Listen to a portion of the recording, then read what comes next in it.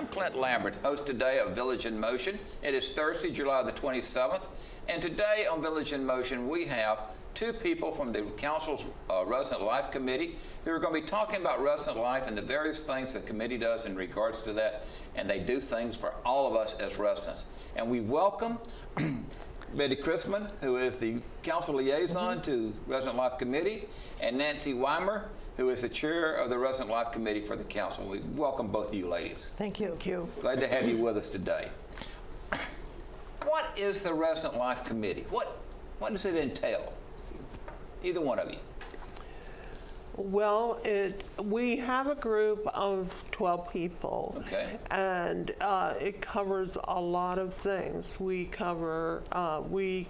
do Channel 6, the Fitness Center, Pastoral Ministries, Community Resources, and all of the things that they are involved in, provide volunteers when they need help, and it's just a really busy group.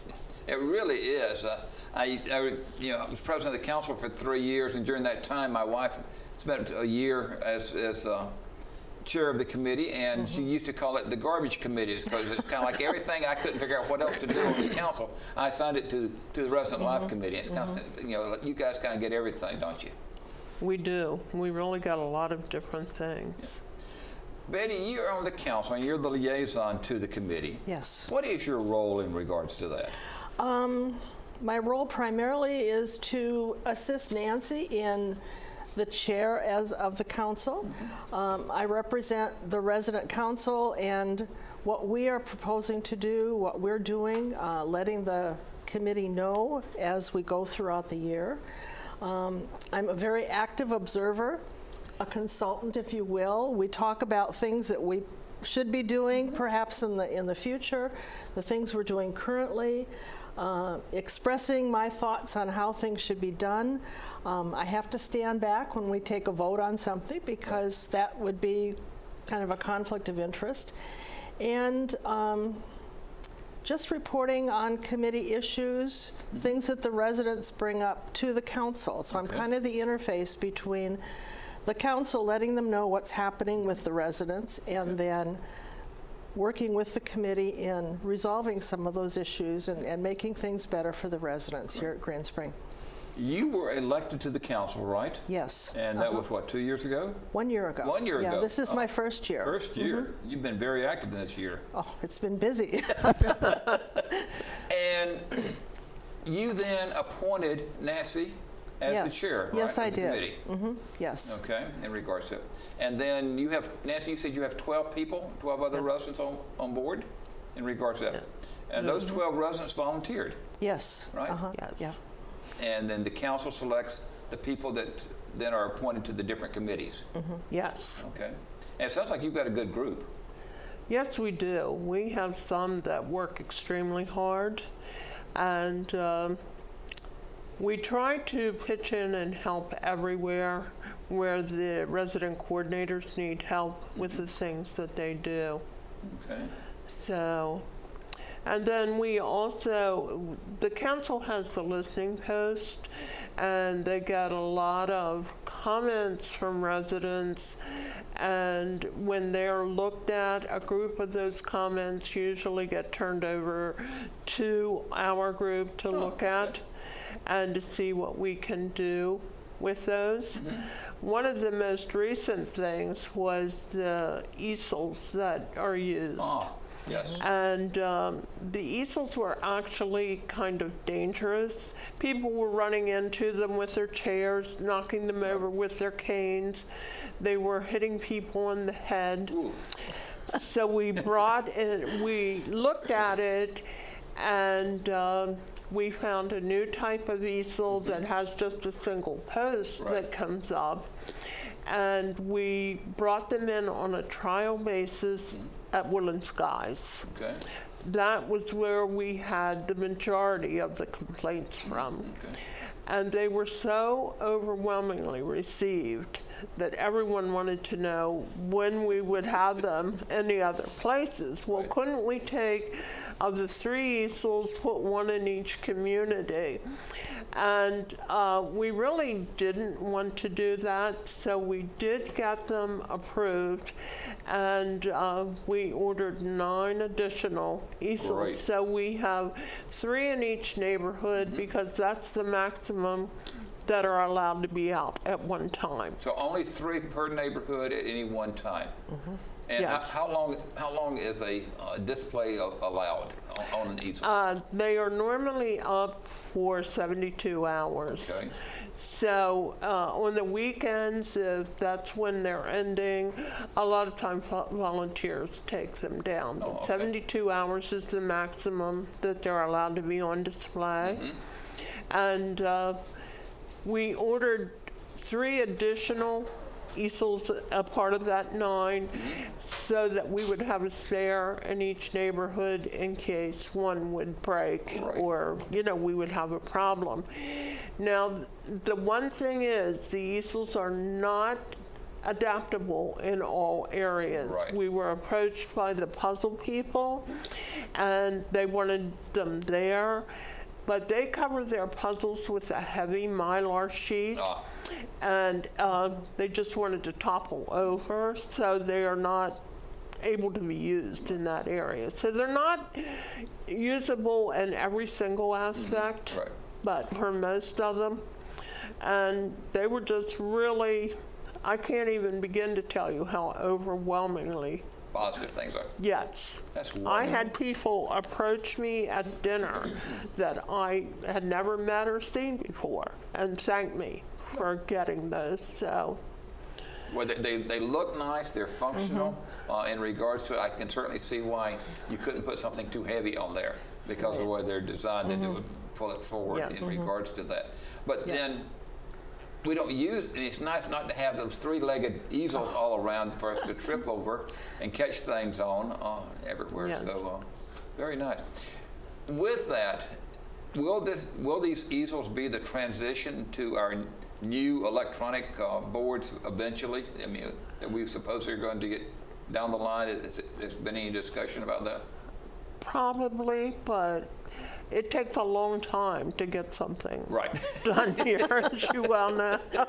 As I love to say, we move at glacial speed here. Yeah.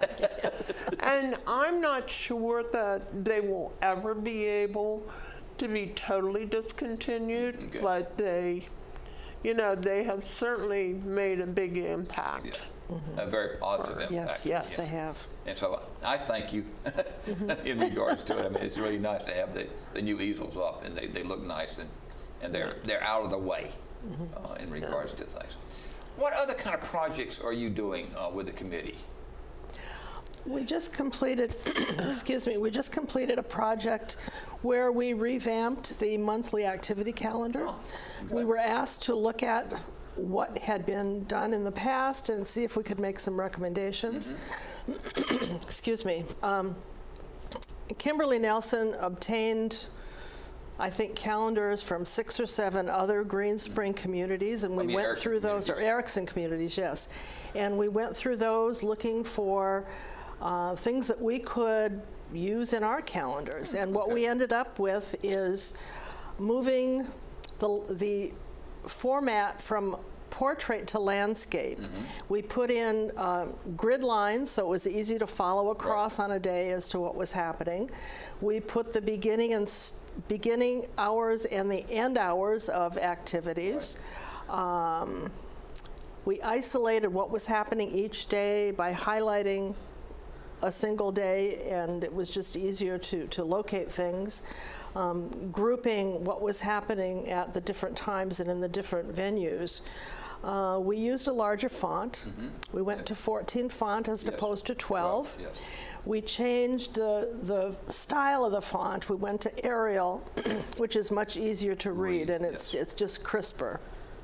Let's see, what else did we do? We put a column in that, Yes. whether it would cost money, Oh, okay. There'd be a charge to it. of the right, activity. yes, yeah. because sometimes people would show up and they didn't have, because no one carries money around Right, here. exactly. We don't need it. And so we have a column that shows money. Okay. If money is included, Right. if you must sign up Okay. to go on it, Right. or if it's an item that you must be invited to. Okay. It says invite. Okay. And we put each of the coordinators' names and phone numbers on the inside of the cover. We put page numbers on. We had taken out the calendar that was always in, Right. but we've reinserted that because we had requests to do that. And we are looking for a few additional things to enhance that, but like everything else, it takes time. Sure. So we are looking at that, and we wanted to stay away from color print because even though expensive. it's wonderful, it's very expensive. Right. Yeah. Well, it's also difficult for someone with low vision to read if you've got certain colors that Oh, I didn't are think there. about that. Yes, yes. Yeah. We actually talked to the social worker and asked them if there were things that we should stay away from because we thought that maybe a light yellow paper would be good, and actually that is the worst color Right. you can use with low vision. It just bleeds out. It Yeah. really does. But they told us black and white is the best Yeah, to right, stay yeah. with for that. And so the new information is out already? I mean, is it printed now? Yes, Okay. June was the first issue that came out, yes. and the In- August one should be coming out soon. One thing we're going to try is to have a colored cover, Oh, okay. different color for each month that would go with perhaps what the occasion is, maybe a light green for December with Christmas, Right. orange for Halloween in October. But we've gotten very, very positive feedback on the calendar. I Great. haven't heard any complaints at all. A That's lot of nice. recommendations and suggestions, and Very good. we will look at each one of those and try and implement those that we can. Okay. Well, what I'm hearing you say is you really are listening to the residents. Yes. And what residents want, and what residents recommend with things. And that's really nice to hear. Yeah, I think that's part of our job is to talk with the residents, find out what's happening with them, what they would like to see changed, get recommendations from them. I think it's just, you hear a lot of people grumbling off in the corner, Right. but they often don't bring their complaints to the right people. Exactly. Well, if they bring it to us, we will find the right people that it needs to go to. So that's part of what I enjoy doing, is talking with the residents and seeing what we can do to help them. Very good. We did Yes. have a resident, actually someone on our committee that felt that we should have help in the fitness center on Saturdays. Okay. And we did try that. But actually, it was not a good way to spend the money because you only need the help in the fitness center if you need to be trained on a Yeah. piece of equipment. Okay. But we did actually get an additional pendant for people to wear when they're in there alone. There was only one, and there are now two Oh, okay. that Okay. we did for that. Okay. Nancy, what I'm hearing you say is that there have been these recommendations. You guys have acted on those recommendations. And it's not only the fact of information, but it's also safety in regards Yes. to things. Yes, it is. And in fact, with regards to safety, we just recently established a subcommittee to look at safety with the larger events that we hold here at Green Spring, primarily in the theater, in the Akatik Room, the chapel, and the conference center. okay. Anytime you've got a larger group of people. This event safety started back in 2006 with Dr. Elaine Sorensen, but it kind of dropped off, and we're picking it back up because we see the need for providing a safe environment for residents that are at these activities. We will be drafting up some new written procedures. I'm the subcommittee chair and working with, I think, 3 or 4 other people on the committee. We're drafting up procedures to be put into place as to how the assist vehicles will be brought in, where they will be parked, how people will need to react if there are events such as a power outage or there's a fire or some kind of medical emergency. We will have trained sponsors for each of the activities that take place, so they will know exactly what they have to do and what they will be responsible for. And to help those sponsors will be ushers. We have the ushers now currently for a lot of the theater groups, but we're going to expand that to any other activity. And depending on the size of the audience, we will have a set number of ushers that will be there. The ushers will be the ones that will take the walkers and park them and bring them back. Assist people that need assistance in getting to their chairs. Throughout the event, they will be monitoring what's happening. So if someone becomes ill or there's a medical emergency or they need assistance of some kind, they will know exactly what to do. Good. And the other critical thing is if there is a need for an emergency evacuation, they will assist with that prior to security coming. We will not have a security person there, but we will all have access to the pull cords, the phone. So if we need assistance, security will come and provide whatever assistance is needed. And I think it's going to require some work on our part. It's going to require additional volunteers, some special training for these volunteers, but I think it will be all well worth it in the end. That sounds great. So we're looking forward to that effort, and that I think is going to be a long-term project for us. So will that come under the resident committee, the resident life committee, or is that coming under the council, or? Well, it'll come under the committee. Okay. But we certainly are going to be wanting assistance and help from the council, from other committees. We're going to need to have a lot of assistance from other directorates too in Green Spring, for instance, in setting up for an event that's being held in the Akatik room or the conference center. If they're setting chairs up or tables, they're going to have to allow a certain space for people to get around with ease. So there will be a lot of involvement throughout the community. Tremendous. Yes, Nancy. One of the key things is with the rollators, the residents don't like to give them up. They like to have them there. But it is very, very important that they're taken away, and so that if we do need to have an evacuation, we can do it promptly, and the ushers will be there to help and to get everyone out. It's amazing because we did have an incident in the conference room, Hunter's Crossing. Last Sunday, I think it was, and someone fell and they didn't know where the emergency pull cords were. Now it's right there, right between the two double doors. Going out.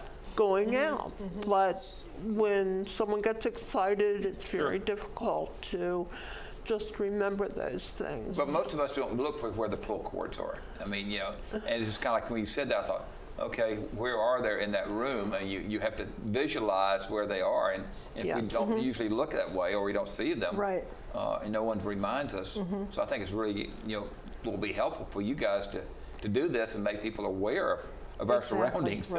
One thing we have discussed, and I don't know if we're going to implement this, but it certainly is a thought, is that we would have an announcer, and this may be the sponsor of the organization before the event starts, in just announcing that there are ushers who will assist, identify the ushers, point out where the emergency cords are, tell people where the telephone is, and where the emergency exits are. Very similar to what's done in a movie theater. So, that's another way of familiarizing people with where things are in these venues. And as more and more people attend different venues and different activities and hear that over and over again, the word will spread. Yeah, it will. The other thing is that we don't have too many people in a room for the event that is going on, that we can, each room has allowable amount of people. Okay. And we have to be sure that we don't go over that. Okay. So if we feel that an event is going to be very popular, Right. there's going to be a sign-up required for that. So really to stay within the limits of the capacity of the room and actually Yes. probably below Yes. that capacity. Yes. So that we have room for the EMVs and the rollators. Right. Yes. People that need assistance. Exactly. Very good. Well, what I'm hearing also is that you're going to need a lot of volunteers. Yes, we are. do. So we will be actively soliciting volunteers for a lot of these things. We have, I don't know how many volunteers now, but we have quite a few. Oh, Yes. okay. But we don't want to spread them too thin. Right. And the community resource team will have a listing of those volunteers that will be trained as ushers. Okay. And we can pull from that list, but we're going to need new volunteers also. And that is coming up in November, that you will be able to volunteer for the different areas. And so we would encourage everyone to volunteer. Certainly, most certainly. We can certainly use the help. When do you anticipate this new program, this new beginning of assistance and making people aware and using volunteers and using ushers? When do you anticipate that will take off? We're going to have our first meeting of the subcommittee next week. And we've taken what was written back in 2006. So we have a base to start with, Right. and we're updating it. I've talked extensively with Brian Mirandola and also with Donna Epps, the Director of Resident Life, on what we want to do. I've gotten their buy-in on how Okay. we're proposing to do this. Right. We will have to write the procedures, do some training, ensuring that when the ushers are trained, when the sponsors are trained, that they have handouts that they can take home with them to review periodically as they need to. I would look for, I don't know, maybe, We've actually started some of the usher training. right. Okay. We have not implemented the sponsor training at this point. Right. Okay. I think in the fall we can do some very initial training as maybe a trial basis for this and then move on from there. But certainly after the first of the year, I would think that we could have this in, full speed ahead. It sounds like something that's needed. I mean, and being a resident, I certainly feel like it's Yes. needed, and that you guys have taken a step now to move forward with it. And it's simply a Right. matter of time as far as and how fast you can move with it. Yeah, along those exactly. lines. Very, very good. That's excellent. Looking forward to it. Good, thank you. Nancy, are there other initiatives that the committee has undertaken? Well, We're looking at bulletin boards. yes, we are currently looking at the bulletin boards. We've had a suggestion that they would like to know what is new on the okay. bulletin board. And we thought we had come up with a solution, but it appears that that solution is not going to work. Oh, okay. It would be more work than solving the problem. Right. So we are looking at that, and we will be getting the volunteers from each neighborhood that work on the bulletin boards together, and along with the community resources, and seeing what thoughts they have. Oh, okay. Because the best thoughts always come from the people who are working, that you're Exactly. working with. Exactly. And so it's really important that residents let you know the things that we need and that we would like. 'Cause it always frustrates me looking at a bulletin board trying to read the top things. I mean, it's kind of like, and I have decent vision, and it's Yeah. like, oh. And you just can't get up there. Yeah. It's kind of like I just want to grab it and pull it down so I can look at it in regards to And it. we will be looking forward to working with the staff appreciation. That is quite a long process. Those checks are distributed in December, but we have about 4 months of work prior to that Right. to get ready for that Okay. and for everything that happens. So the Resident Life Committee is responsible for Staff Appreciation Fund? I mean, they're the the leaders? coordinators Okay. are really responsible, but they get their help from us. Okay. And so there's a lot of things that we can do to help them that saves time. Okay. And so the committee really has a function to encourage people to donate and to assist Yes. getting the funds in? Okay. Do we have a goal this year? Do you know yet? We don't know what that is yet. That is one of the first things Okay. that has to be done. And I actually have a list, because we talked about this on Monday. I have a list of questions that have to be asked. So I'll be meeting with the Human Resources Okay. manager and asking some of these questions, because those answers have to come from them. Very good. But we're looking at the actual staff appreciation fund drive happening in November? Is that the right time? Well, that's one of the questions. Okay. Also, one of the questions is when the checks will be delivered. Right. And, what's our start date? What's our cutoff date? Right. We don't set that. Right. But we need to know when that is. And Anita Graffito, who is one of the resource coordinators, actually has a timeline because she's worked with this for so long. Right. And she has a timeline of when we have to have certain things done. Okay. Well, it sounds like the committee is really being active, though. It really is a Yes. very active committee. One thing I did not ask, and we didn't talk about, is Donna Epps. She is the director for Resident Life, right? She has all these different Yes. departments under her in regards to that. Yes. What is the committee's relationship with her? Our relationship is that she spent the first 3 months working with ancillary health Okay. and with all of the divisions down in that. And effective August 1st, she takes over Oh, okay. our committee. And they've been slowly working the things in. Channel 6 has been turned over to her. The fitness center's been turned over to her. We are going to, she will be our director in effective August 1st.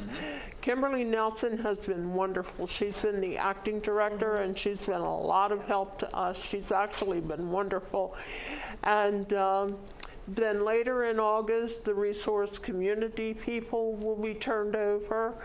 And I think Pastoral Ministries has also been turned over. So the But committee they- was sort of being active in regards to her. Yes, Right. she has been attending our meeting. Yes. She was at the meeting this month in June.